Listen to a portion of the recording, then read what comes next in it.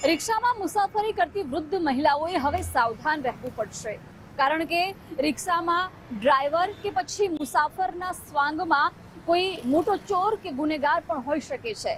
કારણ કે આવી જ રીતે રિક્ષામાં મુસાફરો પાસેથી ચોરી અને લૂંટ કરતી ગેંગનો સુરત પોલીસે કર્યો છે પર્દાફાશ।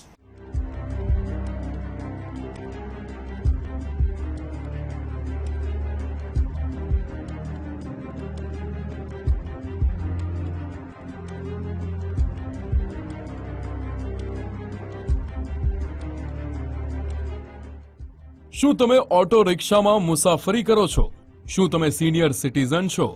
જો હા, તો હવે રિક્ષામાં મુસાફરી કરતા સમયે તમારા દાગીનાનું ધ્યાન રાખજો, કારણ કે તમે જે રિક્ષામાં બેઠા હશો તેમાં પાછળની સીટ પર પહેલાથી જ એક મહિલા મુસાફર બેઠી હશે। એ મહિલા મુસાફર નહીં પણ ચોર હશે, જે રિક્ષા ચાલકની સાથે મળીને તમારા દાગીના એવી રીતે સેરવી લેશે કે તેની ભનક સુદ્ધા નહીં લાગે। સુરતમાં રિક્ષામાં બેસતા મુસાફરો સાવધાન। વૃદ્ધ મહિલાઓના દાગીના સેરવી લેતી ગેંગ સકંજામાં। છેલ્લા કેટલાક સમયથી સુરતમાં રિક્ષામાં બેસતી ઉંમરલાયક મહિલાઓના દાગીનાની ચોરીના બનાવ વધી રહ્યા હતા। વિસ્તાર બદલાઈ રહ્યા હતા, પરંતુ મોડસ ઓપરેન્ડી એ જ હતી, જેથી પોલીસને એ વાતનો અંદાજ તો આવી ગયો હતો કે આ કામ કોઈ એક જ ટોળકીનું છે। જે વિસ્તારમાંથી ફરિયાદ મળતી એ વિસ્તારના સીસીટીવીના આધારે રિક્ષા ચાલકોની તપાસ પોલીસે શરૂ કરી હતી। બાતમીના આધારે મોહમ્મદ અશફાક ઉર્ફે ગોલ્ડન મોહમ્મદ અબ્બાસ શેખ અને સના પરવીન ગુલાબ નબી શેખ નામની મહિલાની ધરપકડ કરી છે।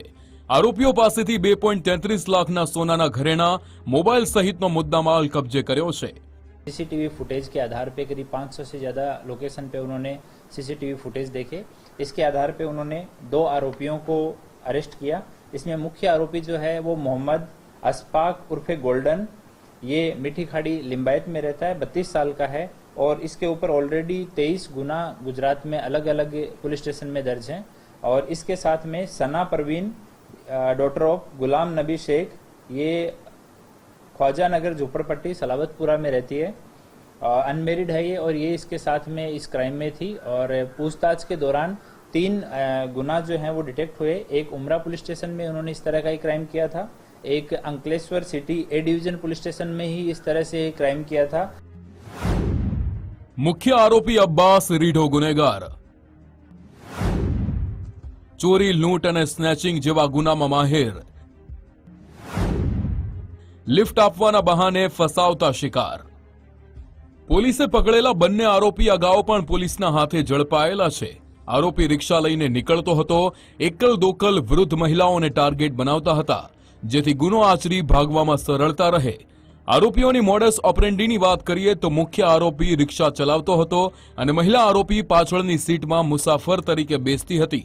એકલ દોકલ વૃદ્ધાને લિફ્ટ આપવાના બહાને રિક્ષામાં બેસાડતા હતા। પાછળ ચોર અને ગુંડા આવે છે તેમ કહી ડરાવતા હતા, જેથી ગભરાયેલી વૃદ્ધા પહેરેલા દાગીના કાઢી લેતી હતી।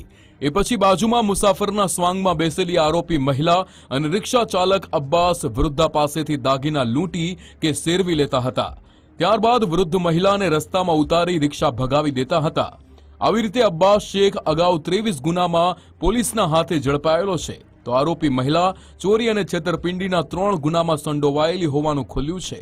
ऑटो में जो सीनियर सिटीजन महिलाएं हैं उनको बिठाते हैं। ऑटो में एक ड्राइवर रहता है, पीछे एक महिला बैठी रहती है और बाद में वो महिलाओं की ज्वेलरी जो है या पैसा वो सब वो लोग दोनों निकाल लेते हैं। का इनके पास से टोटल सोने की बूटी 4, सोना का पेंडल 1, सोने के मोती 24 और 2 सोने की चेन और सोना की पांदड़ी वाली बुट्टी ये 2, ऐसे करके कुल 2,08,180 रुपए का मुद्दा माल इनसे रिकवर हुआ है।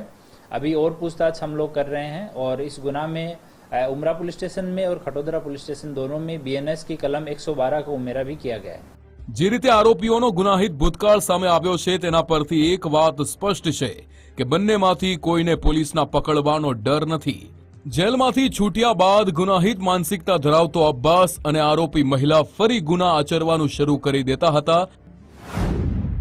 ત્યારે આ ગેંગ કેટલા સમયથી ચોરી, લૂંટ અને સ્નેચિંગ કરતી હતી? અત્યાર સુધી કેટલા લોકોને શિકાર બનાવ્યા છે? ચોરી લૂંટના દાગીના ક્યાં અને કોને વેચતા હતા? ગેંગમાં આરોપીઓ સાથે અન્ય કેટલા લોકો સામેલ છે? આ સવાલોના જવાબ જાણવા અબ્બાસ અને સના પરવીનની પૂછપરછ કરવામાં આવી રહી છે. પોલીસ પૂછપરછમાં વધુ ગુનાના ભેદ ઉકેલાય તેવી શક્યતા છે. પણ તમે ઘર બહાર નીકળતા સમયે દાગીનાનું ધ્યાન રાખજો, નહીં તો આવી ટોળકીનો શિકાર બનતા વાર નહીં લાગે. રાકેશ બ્રહ્મભટ્ટ, ગુજરાત ફર્સ્ટ, સુરત.